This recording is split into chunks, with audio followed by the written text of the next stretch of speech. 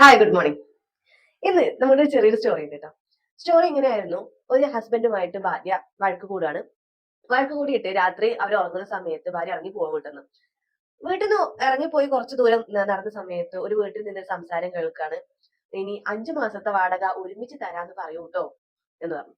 പിന്നീട് കുറച്ചും കൂടി ദൂരത്തേക്ക് നടക്കുന്നു. അവിടെ നിന്നും ഒരു വീട്ടിൽ നിന്ന് സംസാരം കേൾക്കാണ്. മുത്തശ്ശി, ഇനി കടയിൽ നിന്നും, അതായത് മെഡിക്കൽ ഷോപ്പിൽ നിന്നും നമുക്ക് ഇനി മരുന്ന് തരൂല എന്ന് പറഞ്ഞിട്ടുണ്ട്. ഇനി പണം നൽകാതെ നമുക്ക് മരുന്നുകൾ തരൂല എന്ന് പറഞ്ഞിട്ടുണ്ട് എന്ന് പറഞ്ഞു. പിന്നെ അവിടെ നിന്ന് കുറച്ചു ദൂരം നടക്കുന്നു. വീണ്ടും സംസാരം കേൾക്കുന്നത്, അല്ല, നാളെ വെക്കാൻ അരിയില്ലല്ലോ എന്നായിരുന്നു. ആ ഭാര്യ നേരെ തിരിച്ച് ആ ഹസ്ബൻഡിന്റെ അടുത്തേക്ക് തന്നെ പോയി. ഇതിൽ നിന്നും നമുക്ക് പഠിക്കാനുള്ള ഒരു പാഠം എന്ന് പറയുന്നത്, എല്ലാവരും എല്ലാതും കൊണ്ട് സന്തോഷവാന്മാരല്ല. ഒരു കാര്യത്തിൽ എല്ലാവരും ദുഃഖിതരാണ്. നമ്മുടെ അൾട്ടിമേറ്റ് ലക്ഷ്യം കിട്ടിയെങ്കിൽ മാത്രമേ ഞാൻ ഹാപ്പി ആവൂ എന്നുണ്ടോ നിങ്ങൾക്ക്? അല്ല, നമ്മൾക്കിന്ന് നടക്കാൻ കഴിയുന്നത് ഭാഗ്യമാണ്. എനിക്കിന്ന് സംസാരിക്കാൻ കഴിയുന്നത് ഒരു ഭാഗ്യമാണ്. എനിക്കിന്ന് ഇവിടെ നിൽക്കാൻ കഴിയുന്നത് ഒരു ഭാഗ്യമാണ്. എനിക്ക് നിങ്ങൾക്ക് ഇന്നൊരു ക്ലാസ് എടുക്കാൻ കഴിയുന്നതും ഭാഗ്യമാണ്. നിങ്ങൾക്ക് എന്റെ ക്ലാസ് കേൾക്കാൻ കഴിയുന്നത് എന്താണ്? ഒരു ഭാഗ്യമാണ്. ഇത്തരത്തിലുള്ള ചെറിയ ചെറിയ കാര്യങ്ങളിൽ നമ്മൾ നന്ദിയുള്ളവരായി കഴിഞ്ഞാൽ, അല്ലെങ്കിൽ സന്തോഷമുള്ളവരായി കഴിഞ്ഞാൽ നമുക്ക് മിറാക്കിൾ സംഭവിക്കുമെന്നാണ് പറയുന്നത്. ഇന്നത്തെ മലയാള മനോരമ പത്രത്തിൽ ഞാൻ വായിച്ചൊരു കഥയായിരുന്നു ഇത്. അതുപോലെ തന്നെ കുറെ ദൂരം നടന്നു കഴിഞ്ഞാൽ തിരിച്ചു വരാൻ വളരെ ബുദ്ധിമുട്ടായിരിക്കും. അധിക ദൂരമൊന്നും സഞ്ചരിക്കരുത്. കുറച്ചു ദൂരം സഞ്ചരിച്ച് അവിടെ നിന്ന് വേഗം തിരിച്ചു വരണം. നമ്മൾക്ക് ഉണ്ടാകുന്ന നന്മകളെയും ഗുണങ്ങളെയും കണ്ണു തുറന്ന് കാണാനുള്ള കഴിവാണ് നമുക്ക് ഓരോരുത്തർക്കും വേണ്ടത്. PSC പഠിക്കുന്ന ഒരു കുട്ടിക്ക് വരുന്ന തോട്ട് ഇങ്ങനെയാണ്: ഇതൊക്കെ പഠിച്ചു എന്താ ജോലി കിട്ടുക? ഇതൊക്കെ പഠിക്കാൻ കഴിയോ? ഇത് ജോലിയിലേക്ക് എത്തുമോ എന്നുള്ള സംശയമുള്ളവർക്ക്, നിങ്ങൾ ഭാഗ്യവാന്മാരല്ലടാ. നിങ്ങൾക്ക് പഠിക്കാൻ ഇന്ന് ഒരു മൊബൈൽ ഫോൺ ഉണ്ട്. നിങ്ങൾക്ക് കേൾക്കാൻ ഇന്ന് നിങ്ങൾക്ക് ക്ലാസ് കിട്ടുന്നുണ്ട്. നിങ്ങൾക്ക് കാണാൻ കഴിയുന്നുണ്ട്, കണ്ണിന് കാഴ്ചയുണ്ട്. കേൾക്കാൻ കേൾവിയുണ്ട്, കേൾവി ശക്തിയുണ്ട്. നിങ്ങൾക്ക് എഴുതാൻ പെണ്ണുണ്ട്, എഴുതാൻ പുസ്തകമുണ്ട്, എഴുതാൻ കഴിയുന്നുണ്ട്. എത്രയോ ഭാഗ്യവാന്മാരാണ് അല്ലെ? നമ്മൾ ഇതിലല്ലേ സന്തോഷിക്കേണ്ടത്? ഇതിനും കഴിയാതെ കടന്നുകൊണ്ട് ക്ലാസ് കേൾക്കുന്ന ആളുകൾ ഈ ലോകത്തില്ലേ? ചെവി കേൾക്കാൻ കഴിയാത്തവർ ഇങ്ങനെ കൈകൊണ്ട് തപ്പിയിട്ട് എന്ത് ചെയ്യുന്നുണ്ട്? പഠിക്കുന്നില്ലേ? ഇവരൊക്കെ ഈ ലോകത്ത് ജീവിക്കുമ്പോൾ നമ്മൾ എന്തിനാണ് ഇത്തരത്തിലുള്ള ചെറിയ ചെറിയ ചിന്തകളിൽ കുടുങ്ങി പോകുന്നത്?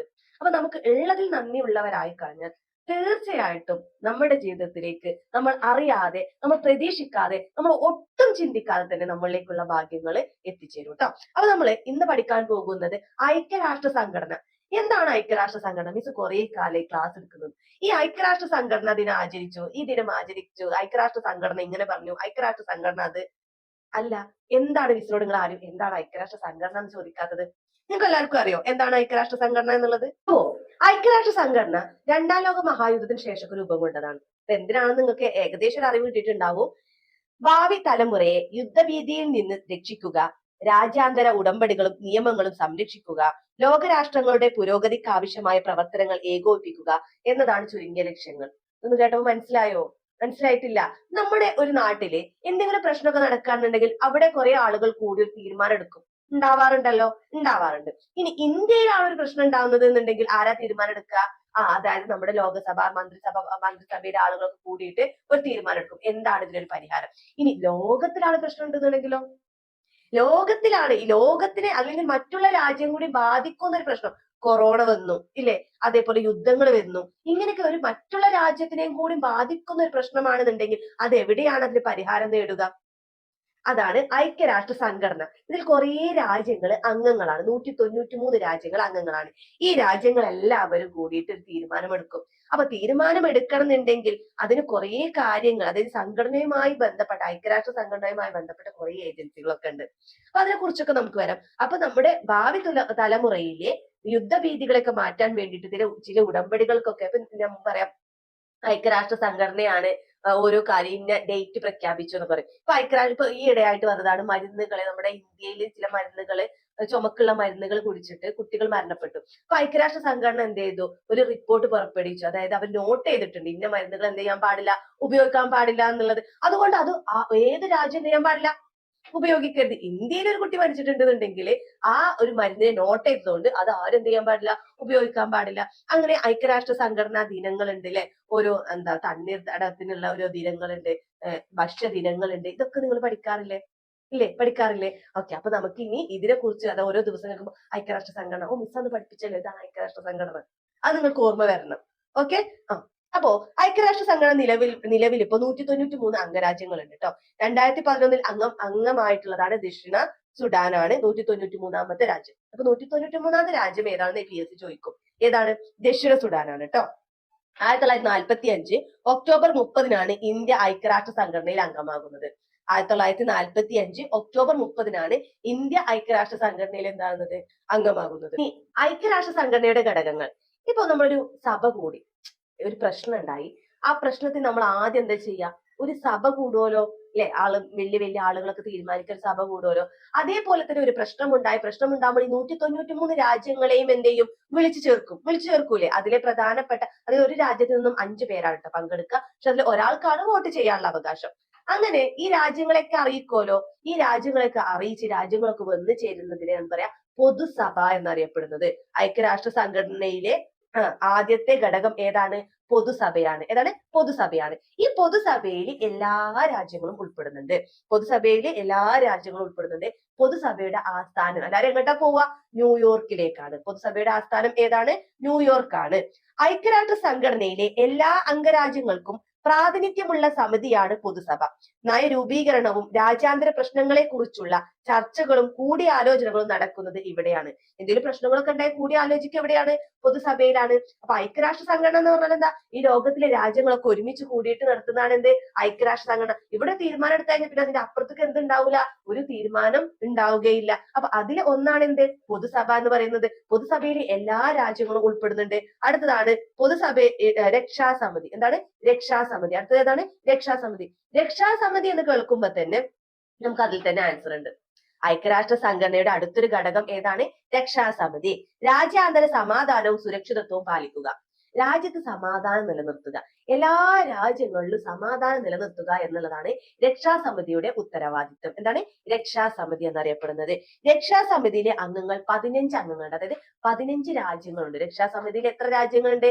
15 രാജ്യങ്ങളാണ്. ഇതിൽ സ്ഥിരം രാജ്യങ്ങൾ 5 പേരാണ്. താൽക്കാലികമായുള്ള രാജ്യങ്ങൾ 10 പേരാണ്. ഈ താൽക്കാലികമായ രാജ്യങ്ങൾ 2 വർഷം കൂടുമ്പോൾ ഇങ്ങനെ മാറിക്കൊണ്ടേയിരിക്കും. അപ്പൊ സ്ഥിരം രാജ്യങ്ങൾ ആരാ? ഞങ്ങൾ പോകൂല, രക്ഷാസമിതി ഞങ്ങൾ പോകൂല, ഞങ്ങളാണ് എല്ലാ തീരുമാനം എടുക്കുക. എല്ലാ രാജ്യത്തും എങ്ങനെ സമാധാനം വേണമെന്ന് ഞങ്ങളാണ് തീരുമാനം എടുക്കുക എന്ന് പറയുന്ന 5 രാജ്യങ്ങൾ. അമേരിക്ക ഉണ്ട് എന്നുള്ളത് ഉറപ്പാണല്ലോ, അല്ലെ? രണ്ടാമത്തെ ബ്രിട്ടൻ ഉണ്ട് എന്നുള്ളതും ഉറപ്പാണ്. മൂന്നാമത്തത് റഷ്യ. ഓക്കെ. പിന്നെ ഫ്രാൻസ്, ചൈന. ഏതൊക്കെയാണ്? America, Britain, France, China, Russia. Okay. അപ്പൊ ഈ 5 രാജ്യങ്ങളാണ് അതിൽ സ്ഥിരം അധികാരമുള്ളത്. ഏതില്? രക്ഷാസമിതി സ്ഥിരം അധികാരം. ഇവർക്കാണ് വീറ്റോ അധികാരം. വീറ്റോ അധികാരം എന്ന് പറഞ്ഞാല് എന്തെങ്കിലും നിയമങ്ങൾ കൊണ്ടുവരികയാണെന്നുണ്ടെങ്കിൽ അത് നിരസിക്കാനുള്ള അധികാരം ആർക്കാണ്? ഈ 5 രാജ്യങ്ങൾക്കാണ് ഉള്ളത് കേട്ടോ. ആസ്ഥാനം എവിടെയാണ്? ഇതിന്റെ ആസ്ഥാനം ന്യൂയോർക്കിലാണ്. ഈ രക്ഷാസമിതിയുടെ ആസ്ഥാനം എവിടെയാണ്? ന്യൂയോർക്കിലാണ്. അടുത്തത് സാമ്പത്തിക സാമൂഹിക സമിതി. അപ്പൊ ഐക്യരാഷ്ട്ര സംഘടനയിലെ ഒരു ഘടകമാണ് എന്ത്? സാമ്പത്തിക സാമൂഹിക സമിതി. സാമ്പത്തികമായിട്ട് എന്തെങ്കിലും പ്രശ്നങ്ങൾ ഉണ്ടെന്നുണ്ടെങ്കിൽ, സാമൂഹികപരമായിട്ട് എന്തെങ്കിലും പ്രശ്നങ്ങളൊക്കെ ഉണ്ടെങ്കിൽ എവിടെ ചർച്ച നടത്തുക? സാമ്പത്തിക സാമൂഹിക സമിതിയിലാണ് ചർച്ച നടത്തുക. മനസ്സിലാവുന്നുണ്ടോ? അപ്പൊ ഐക്യരാഷ്ട്ര സംഘടന എന്ന് പറഞ്ഞാൽ എന്താണ്? ഇന്ത്യയിൽ എന്തെങ്കിലും പ്രശ്നം ഉണ്ടെങ്കിൽ ആരാ തീരുമാനം എടുക്കുക? ഇന്ത്യയിലെ മന്ത്രിസഭയും മന്ത്രിമാരൊക്കെയാണ്. ഇപ്പൊ രാജ്യത്ത് മൊത്തം പ്രശ്നം വരികയാണെന്നുണ്ടെങ്കിലോ, മറ്റുള്ള രാജ്യങ്ങളെ ബാധിക്കുന്ന പ്രശ്നം വരികയാണെങ്കിൽ ഇതിനൊരു സംഘടന വേണ്ടേ? ഇതിനൊരു മേധാവി വേണ്ടേ? ലോകത്തൊരു മേധാവി വേണ്ടേ? അതാണ് ഐക്യരാഷ്ട്ര സംഘടന. ഈ ഐക്യരാഷ്ട്ര സംഘടനക്ക് കുറെ ഘടകങ്ങളുണ്ട്. പൊതുസഭ കൂടുന്നുണ്ടെങ്കിൽ എവിടെ കൂടും? ന്യൂയോർക്കിൽ കൂടും. രക്ഷാസമിതി ആണെന്നുണ്ടെങ്കിലോ എന്തെങ്കിലും മറ്റുള്ള രാജ്യങ്ങളെ സംരക്ഷിക്കുന്ന രീതിയിൽ എന്തെങ്കിലും മുന്നോട്ട് കൊണ്ടുപോകുന്നുണ്ടെങ്കിൽ എവിടെ കൂടുക? രക്ഷാസമിതി ന്യൂയോർക്കിലാണ് കൂടുക. ഇനി സാമൂഹികമായിട്ടുള്ള എന്തെങ്കിലും പ്രശ്നങ്ങൾ ഉണ്ടാകുന്നുണ്ടെങ്കിൽ എവിടെ കൂടുക? സാമ്പത്തിക സാമൂഹിക സമിതിയിലാണ് കൂടുക. ഇതിൽ 54 അംഗരാജ്യങ്ങളുണ്ട് കേട്ടോ. ഇതിൽ 54 അംഗരാജ്യങ്ങളുണ്ട്. 1/3 അംഗങ്ങൾ ഓരോ വർഷവും വിരമിക്കുന്നു. പ്രസിഡന്റിന്റെ കാലാവധി 1 വർഷമാണ്. അപ്പൊ ഇതിന്റെ പ്രസിഡന്റിന്റെ കാലാവധി എത്രയാണ്? 1 വർഷമാണ്. 54 അംഗങ്ങൾ ഉണ്ട് എന്നുള്ളത് മാത്രം പഠിക്കാം. അടുത്തതാണ് സെക്രട്ടേറിയറ്റ്. നമ്മൾ സെക്രട്ടേറിയറ്റ് എടുക്കുന്നത് തിരുവനന്തപുരത്താണ് സെക്രട്ടേറിയറ്റ് എന്ന് പറയില്ലേ? ഇതൊക്കെ ഒരു സിനിമയിലുണ്ട്. ഓക്കെ. അപ്പൊ സെക്രട്ടേറിയറ്റ് ഐക്യരാഷ്ട്ര സംഘടനയുടെ ഒരു ഘടകം, മറ്റൊരു ഘടകമാണ് എന്ത്? സെക്രട്ടേറിയറ്റ് എന്നറിയപ്പെടുന്നത്. അപ്പൊ ഭരണനിർവഹണ വിഭാഗം. നമ്മുടെ സെക്രട്ടേറിയറ്റ് നമ്മുടെ ഭരണങ്ങളല്ലേ, കേരളത്തിന്റെ ഭരണമല്ലേ നടത്തുന്നത് തിരുവനന്തപുരത്ത്. അതേപോലെ തന്നെ ഐക്യരാഷ്ട്ര സംഘടനയിൽ ഒരു സെക്രട്ടേറിയറ്റ് ഉണ്ട്. ഇവിടെയാണ് ഭരണനിർവഹണ വിഭാഗങ്ങൾ നിൽക്കുന്നത്. എന്തൊക്കെ കാര്യങ്ങൾ എപ്പോഴൊക്കെ ചെയ്യണം, എങ്ങനെ ചെയ്യണം എന്നുള്ള കാര്യങ്ങളൊക്കെ നീക്കുപോക്ക് നടത്തുന്നത് എവിടെയാണ്? ഈ സെക്രട്ടേറിയറ്റിലാണ്. ഇവിടെ എന്താണോ ചെയ്യുന്നത് അതേപോലെ തന്നെയാണ് ഐക്യരാഷ്ട്ര സംഘടനയിലുള്ള സെക്രട്ടേറിയറ്റ് എന്നറിയപ്പെടുന്നത്. സെക്രട്ടേറിയറ്റിന്റെ തലവൻ ആരാണെന്ന് അറിയോ? സെക്രട്ടറി ജനറൽ ആണ്. ആരാണ്? സെക്രട്ടേറിയറ്റിന്റെ തലവൻ സെക്രട്ടറി ജനറൽ ആണ്. ഇതൊരു എക്സാമിന് ഇപ്പഴത്തെ ചോദിച്ചതാണ് കേട്ടോ. അദ്ദേഹം എവിടുത്തുകാരനാണ് എന്നുള്ളതാണ്. ഈ സെക്രട്ടറി ജനറൽ പോർച്ചുഗീസിലെ പ്രധാനമന്ത്രിയാണ് അന്റോണിയോ ഗുട്ടറസ്. ആരാണ്? അന്റോണിയോ ഗുട്ടറസ് ആണ് കേട്ടോ. ഇനി അടുത്തത് രാജ്യാന്തര നീതിന്യായ കോടതി. എന്തെങ്കിലും പ്രശ്നം വന്നു കഴിഞ്ഞാൽ കോടതി പോവണ്ടേ, ഇന്നത് തീർപ്പാക്കണ്ടേ, ഇന്നതിനെ കുറിച്ച് വാദിക്കണ്ടേ, ഇന്ന രാജ്യത്ത് ഇന്ന പ്രശ്നങ്ങളുണ്ട്, ഇനി നമ്മൾ മുന്നോട്ട് എന്താ ചെയ്യുക, ഇതിനെന്താ തീരുമാനം. ഇനി രണ്ട് രാജ്യങ്ങൾ തമ്മിൽ ക്ലാഷ് ആണെന്നുണ്ടെങ്കിൽ എന്താ ചെയ്യുക, ഏത് രാജ്യത്തിന്റെ ഒപ്പാണ് നിൽക്കേണ്ടത്, ഏത് രാജ്യമാണ് അടിയറവ് പറയേണ്ടത് എന്നൊക്കെ തീരുമാനിക്കാൻ ഒരു നീതിന്യായ കോടതികൾ വേണ്ടേ. അപ്പൊ ഈ നീതിന്യായ കോടതിയുടെ ഉത്തരവാദിത്തം എന്താ, രാജ്യങ്ങൾ സമർപ്പിക്കുന്ന പ്രശ്നങ്ങൾക്ക് പരിഹാരം കാണാൻ നല്ലതേക്കാരം നീതിന്യായ കോടതിയുടെ പ്രധാനപ്പെട്ട ഉത്തരവാദിത്തം എന്ന് പറയുന്നത്. 9 വർഷ കാലയളവിലേക്കാണ് 15 ജഡ്ജിമാരെ തിരഞ്ഞെടുത്തിട്ടുള്ളത്. 9 വർഷ കാലയളവിലേക്ക് എത്ര ജഡ്ജിമാരെ തിരഞ്ഞെടുത്തിട്ടുള്ളത്? 15 ജഡ്ജിമാരെയാണ് കേട്ടോ. അടുത്തത് ട്രസ്റ്റിഷിപ്പ് കൗൺസിൽ. ഈ ട്രസ്റ്റിഷിപ്പ്, ട്രസ്റ്റ് എന്നൊക്കെ പറഞ്ഞാൽ നമുക്ക് എന്താ മനസ്സിലേക്ക് വരിക, അനാഥയായിട്ടുള്ള ആളുകളെയൊക്കെ സംരക്ഷിക്കുന്നത് എന്നല്ലേ. അതേപോലെ തന്നെയാണ്. രണ്ടാം ലോക മഹായുദ്ധം കഴിഞ്ഞപ്പോൾ കുറെ സ്ഥലങ്ങളൊക്കെ ഉണ്ടായിരുന്നു, അതായത് സ്വാതന്ത്ര്യമൊന്നും ലഭിക്കാതെ നിൽക്കുന്ന കുറെ സ്ഥലങ്ങൾ ഉണ്ടായിരുന്നു. ഈ സ്ഥലങ്ങളൊക്കെ സംരക്ഷിക്കാൻ വേണ്ടി വന്നതാണ് ട്രസ്റ്റിഷിപ്പ് കൗൺസിൽ എന്ന് പറയുന്നത്. ഈ ട്രസ്റ്റിഷിപ്പ് കൗൺസിൽ ഇപ്പൊ ഇല്ല കേട്ടോ, കാരണം അതിലുള്ള എല്ലാ രാജ്യങ്ങളും എന്ത് ചെയ്തിട്ടുണ്ട്, സ്വാതന്ത്ര്യം നേടിയിട്ടുണ്ട് കേട്ടോ. അടുത്തതാണ് ഔദ്യോഗിക ഭാഷകൾ. ഇവിടെ എന്തെങ്കിലും സംസാരിക്കാൻ ഭാഷ വേണം അല്ലെ, ഔദ്യോഗിക ഭാഷകൾ വേണം. ഇവിടെ പോയിട്ട് വെറുതെ സംസാരിക്കാൻ പറ്റുമോ? ഇല്ല. അപ്പൊ നമ്മുടെ ഭാഷ സംസാരിക്കാൻ പറ്റുമോ? ഇല്ല. ഇതിനൊരു ഔദ്യോഗിക ഭാഷകളുണ്ട്. ഈ ഭാഷകളില് 6 എണ്ണമാണ്. എത്ര ഭാഷകളാണ്? 6 ഭാഷകളാണ്. ഒന്നാമത്തത് ഇംഗ്ലീഷ്. അതായത് 5 പ്രധാനപ്പെട്ട അംഗങ്ങൾ ഉണ്ട് നമ്മൾ പറഞ്ഞിട്ടുണ്ടായിരുന്നില്ലേ. അപ്പൊ ബ്രിട്ടനിലാണല്ലോ ഇംഗ്ലീഷ് സംസാരിക്കുക. അപ്പൊ ഇംഗ്ലീഷ് ഉണ്ട്. ഏത് ഭാഷയുണ്ട്? ഇംഗ്ലീഷ് ഉണ്ട്. രണ്ടാമത്തത് ഫ്രഞ്ച് ഭാഷയുണ്ട്. മൂന്നാമത്തത് റഷ്യൻ ഭാഷയുണ്ട്. നാലാമത്തത് സ്പാനിഷ് ഭാഷയുണ്ട്. അഞ്ചാമത്തത് ചൈനീസ് ഭാഷയുണ്ട്. ആറാമത്തത് അറബിക് ഭാഷയുണ്ട്. ഏതൊക്കെയാണ് ഭാഷകൾ എന്ന് പറയുന്നത്? English, French, Chinese, Russian, Spanish, Arabic. അടുത്തത് രാജ്യാന്തര നീതിന്യായ കോടതിയിൽ അധ്യക്ഷനായ ആദ്യ ഭാരതീയൻ. രാജ്യാന്തര നീതിന്യായ കോടതിയിൽ അധ്യക്ഷനായിട്ടുള്ള ആദ്യ ഭാരതീയൻ ഏതാണ്? നാഗേന്ദ്ര സിംഗ് ആണ്. ആരാണ്? നാഗേന്ദ്ര സിംഗ് ആണ്. നാഗം എന്ന് പറഞ്ഞ പാമ്പ് എന്നല്ലേ. അന്താരാഷ്ട്ര നീതിന്യായ കോടതിയിലൊക്കെ ഒരു ജഡ്ജിയായിട്ടൊക്കെ ഇരിക്കണം എന്നുണ്ടെങ്കിൽ അവിടെ ഒരു പാമ്പൊക്കെ ആവേണ്ടി വരും അല്ലെ. നാഗേന്ദ്ര സിംഗ് ആണ് കേട്ടോ. ഹിന്ദിയിൽ അവിടെ പോയിട്ട് ഹിന്ദി സംസാരിച്ചത്. എനിക്ക് നിങ്ങളെ ഇംഗ്ലീഷ് ഒന്നും അറിയില്ല, അല്ലെങ്കിൽ എനിക്ക് നിങ്ങളെ മറ്റുള്ള ഫ്രഞ്ച് ഭാഷയോ ചൈന ഭാഷയോ സ്പാനിഷ് ഭാഷയോ എന്റെ സംസാരം ഹിന്ദിയാണ്, ഞാൻ ഹിന്ദിയിൽ സംസാരിക്കുമ്പോൾ കേൾക്കാൻ തയ്യാറാണോ എന്ന് പറഞ്ഞത് AB വാജ്പേയി ആണ്. ആരാണ് ഹിന്ദി സംസാരിച്ചത്? ആരാണ്? AB വാജ്പേയി ആണ്. ഇനി അവിടെ പോയിട്ട് മലയാളത്തിൽ സംസാരിച്ച വ്യക്തി ആരാണെന്ന് അറിയണ്ടേ? മലയാളത്തിൽ സംസാരിച്ചത് മാതാ അമൃതാനന്ദമയി ആണ്. എനിക്ക് ഒരു ഭാഷകളും മലയാളം മാത്രം അറിയുള്ളൂ, കേൾക്കാൻ തയ്യാറാണെങ്കിൽ കേട്ടോളൂ. മാതാ അമൃതാനന്ദമയി. നമ്മുടെ മാതൃഭാഷ ഏതാണ്? മലയാളം. മലയാളം സംസാരിച്ചത് ആരാണ്? മാതാ അമൃതാനന്ദമയി ആണ് കേട്ടോ. അതാണ് മാതാ അമൃതാനന്ദമയി ആണ്. ഇനി അടുത്തത് ചരിത്രത്തിൽ ഏറ്റവും ദീർഘമായിട്ട് സംസാരിച്ച ഒരു ഇന്ത്യക്കാരൻ ആരാണ്? അവിടെ പോയിട്ട് ഏറ്റവും കൂടുതൽ സംസാരിച്ച ഒരു ഇന്ത്യക്കാരൻ ആരാണെന്ന് ചോദിച്ചാല് VK കൃഷ്ണമേനോനാണ്. ആരാണ്? VK കൃഷ്ണമേനോനാണ് കേട്ടോ. ഐക്യരാഷ്ട്ര സംഘടനയിലെ നിലവിലെ ഇന്ത്യയുടെ സ്ഥിരം പ്രതിനിധി. ഐക്യരാഷ്ട്ര സംഘടനയിൽ ഇന്ത്യയുടെ സ്ഥിരം പ്രതിനിധി ആരാണ്? പർവ്വതേനി ഹരീഷ് ആണ്. ആരാണ്? പർവ്വതേനി ഹരീഷ്. പർവ്വതൊക്കെ കുറെ കേറിയിട്ടുണ്ടാവും അല്ലെ, അതോടൊക്കെ കാരണം ഐക്യരാഷ്ട്ര സംഘടനയിലൊക്കെ എത്തിയത്. ജസ്റ്റ് ഒരു കോഡാണ് കേട്ടോ. അത്രയും ധൈര്യമുള്ള വ്യക്തി ആയിരിക്കും ആര്?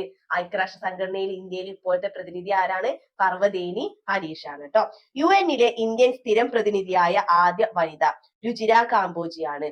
അതായത് അവിടെ UN എന്ന് പറഞ്ഞ ഐക്യരാഷ്ട്ര സംഘടനയിലെ ഇന്ത്യയിലെ സ്ഥിരം പ്രതിനിധിയായിട്ടുള്ള വനിത ആരാണ്? രുചിരം കാംബോജ് ആണ്. ആരാണ്? രുചിരം കാംബോജ് ആണ്. ആരാണ്? രുചിരം കാംബോജ് ആണ്. ഞാൻ അതെങ്ങനെ പഠിച്ചെന്നറിയാം. രുചിയുള്ള കാബേജ് ഉപ്പേരി എല്ലാവർക്കും ഉണ്ടാക്കി കൊടുത്തപ്പോ പറഞ്ഞു, ഇനി നീ എവിടേക്കും പോകണ്ട, ഇന്ത്യക്കാരി ആയിട്ടുള്ള രുചിരം കാംബോജ് ഇവിടെ സ്ഥിരമായിട്ട് നിന്നോ എന്ന് പറഞ്ഞു. ഞാൻ അങ്ങനെയാണ് കൂടുതൽ ഉണ്ടാക്കി പഠിച്ചിട്ടുള്ളത്. അപ്പൊ എന്താണ് UN? അതായത് അന്താരാഷ്ട്ര സംഘടന എന്താണെന്നുള്ളത് മനസ്സിലായി. ഇനി നിങ്ങളെ PSCക്ക് വേണ്ടിട്ടൊന്നും പഠിക്കണ്ട, എന്നാലും ഐക്യരാഷ്ട്ര സംഘടന എന്താണെന്ന് അറിയണ്ടേ? നിങ്ങൾ പലതവണ ഇപ്പൊ എന്റെ വായിന്നതിന് കുറെ തവണ കമ്പ്യൂട്ടേഴ്സിൽ ഐക്യരാഷ്ട്ര സംഘടന ഐക്യരാഷ്ട്ര സംഘടന ഐക്യരാഷ്ട്ര സംഘടന കേട്ടിട്ടുണ്ട്. അപ്പൊ ഐക്യരാഷ്ട്ര സംഘടന എന്ന് പറഞ്ഞാൽ എന്താണെന്ന് മനസ്സിലാവണം. അതിന്റെ ഒരു ഉദ്ദേശത്തിൽ മാത്രം പഠിക്കുക എന്താണ് ഐക്യരാഷ്ട്ര സംഘടന, എന്തിനാണ് ഐക്യരാഷ്ട്ര സംഘടനയുടെ ഓരോ ഘടകങ്ങളും വന്നിട്ടുള്ളത് എന്നൊക്കെ വളരെ സുഖകരമായിട്ട് പഠിക്കുന്ന രീതിയിലാണ് പറഞ്ഞു തന്നിട്ടുള്ളത് കേട്ടോ. നല്ല ഉഷാറായിട്ട് പഠിച്ചോളൂ.